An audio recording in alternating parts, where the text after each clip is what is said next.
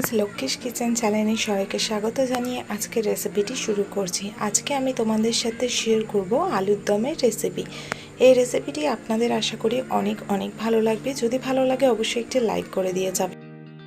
তো চলুন রেসিপিটি শুরু করা যাক। সবার প্রথমে এখানে আমি 2 চামচ তিল নিয়েছি 2টি লঙ্কা, নিয়েছি আদা টুকরো এবং নিয়েছি পেঁয়াজ, একটি পেঁয়াজ।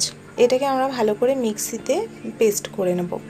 আচ্ছা, এবার আমি কড়াইতে তেল দিয়ে দিয়েছি এবং আমি আগে থেকে আলু কেটে রেখেছি, সেগুলোকে ছাল ছাড়িয়ে চিড়ে চিড়ে রেখেছি, সেগুলোকে ভেজে নেব।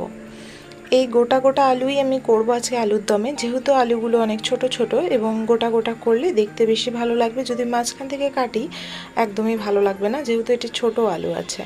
আলুটাতে নুন আর হলুদ দিয়ে সামান্য সামান্য পরিমাণে সুন্দর করে লো ফ্লেমে যতক্ষণ না কালার আসবে আলুর মধ্যে আমরা ভেজে নেব। এক্ষেত্রে আলুর টেস্টটা আলাদা আসে, বয়েল করে আলুর দম আলাদা টেস্ট আসে। আলুর দমে বিশেষ করে যেটি তৈরি হয় সেটি হলো আলুটাকে ভেজে। তো এখানে আমরা আলুটাকে ভেজে নিয়েছি, দেখতেই পাচ্ছেন। এবারে আমরা এটা অল্প পরিমাণে নুন হলুদ দিয়ে এটা গ্যাসের ফ্লেম লো করে আপনি চাইলে ঢাকা দিয়েও যতক্ষণ না কালার আসে ততক্ষণ আমরা ভেজে নেব। আর দেখতেই পাচ্ছেন কালার সুন্দরভাবে চলে এসেছে আর সাইডে সাইডে সুন্দরভাবে এটি ভাজা হয়ে গেছে। এবার এটাকে আমরা তুলে নেব এবং তুলে নেওয়ার পর এটাকে আমরা সাইডে রেখে দেবো এবং সেম কড়াইয়ের মধ্যেই আমরা আলুর দমের প্রিপারেশনটা করব। খুব ইজিলি আলুর দমের প্রিপারেশনটা হয়ে যায়, একদম গেবি গেবি হয় এবং পরোটা লুচির সাথে অসাধারণ খেতে লাগে, গরম গরম ভাতের সাথেও কিন্তু।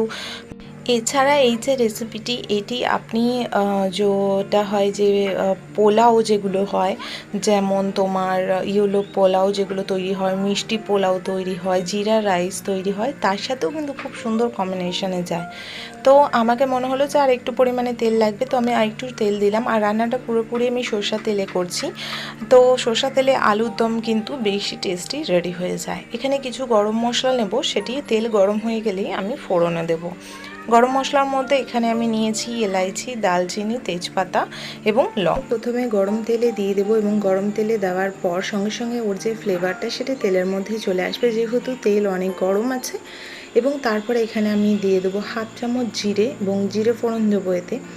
এবার এটা যখন চটপট করে ফেটে উঠবে তখন এখানে আমি পেঁয়াজ কুচি দিচ্ছি। এখানে আমি 2টি বড় বড় সাইজের পেঁয়াজ নিয়ে নিয়েছি, যেটাকে আমি ভালো করে গ্রেট করে নিয়েছি।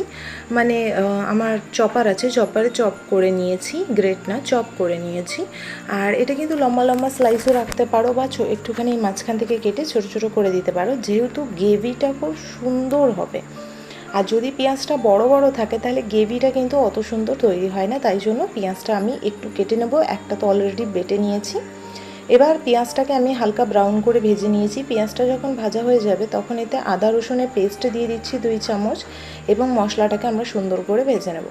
আদা রসুনকে কাঁচা রাখবো না, সুন্দরভাবে লো ফ্লেমে ভালোভাবে ভাজবো, একদমই পুড়িয়ে দেবো না। দেখতেই পাচ্ছেন খুব সুন্দরভাবে ভাজা হয়ে গেছে। এবারে আমরা আগে থেকে যেটা বেটে রেখেছি তিল পেঁয়াজ, সেগুলো আমরা দেব। তিল বেশি ভাজা যাবে না, বেশি ভাজলে তিল কিন্তু তেতো হয়ে যাবে। জানেন তিল বেশি ভাজলে তেতো হয়েই যায়, তাই জন্য তিলকে খুব হালকা ভাজতে হবে। যেই মনে হবে যে লাল হয়ে যাচ্ছে, লেগে যাচ্ছে, সঙ্গে সঙ্গে জল দিয়ে দিতে হবে, নাহলে আলুর দম কিন্তু তেতো হয়ে যেতে পারে। আচ্ছা, এবার আমরা এতে নুন, হলুদ, লঙ্কার গুঁড়ো মিশিয়ে দেবো, দিয়ে এতে খুব সুন্দরভাবে নেড়ে নেব এবং তেল দিয়ে দেবো। তেলটা হালকা করে নাড়াচাড়া করার পর তার মধ্যে আমরা 1 চামচ জিরে গুঁড়ো এবং 1 চামচ ধনে গুঁড়ো দেবো। নুন স্বাদ অনুসার দেবেন আর সব লঙ্কা হলুদ পরিমাণ অনুযায়ী 1/2 চামচ লঙ্কার গুঁড়ো, 1/2 চামচ হলুদ। এবার আমি তিল, কাঁচা লঙ্কা আর এখানে হচ্ছে গিয়ে পেঁয়াজ যেগুলোকে বেটে রেখেছিলাম তোমাদেরকে প্রথমেই দেখিয়েছি, সেটাকে আমরা দিয়ে দেবো। হালকা করে নাড়াচাড়া করব, গ্যাসের ফ্লেম টোটালি একদম লো রাখতে হবে।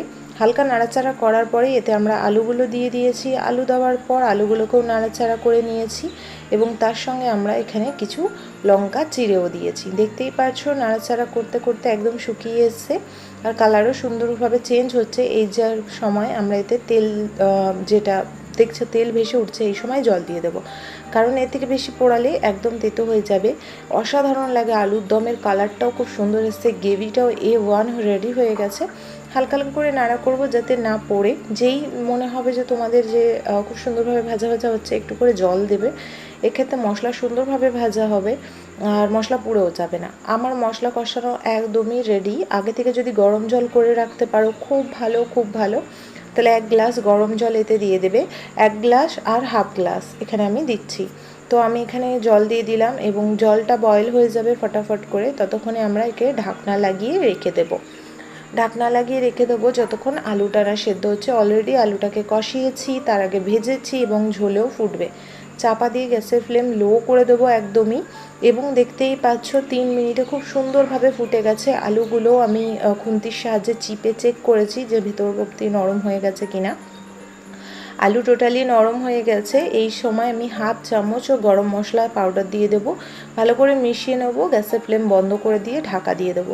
ব্যাস একটু ঠান্ডা হলেই গরম গরম এটি পরিবেশন করতে পারেন লুচি, পরোটা, রুটি, বাসমতি পোলাও, এছাড়া হচ্ছে কি জিরা রাইস, নর্মাল রাইস, ডালের সঙ্গেও ভাতের সঙ্গেও দেওয়া যাবে, কোনো একদম খারাপ নয়।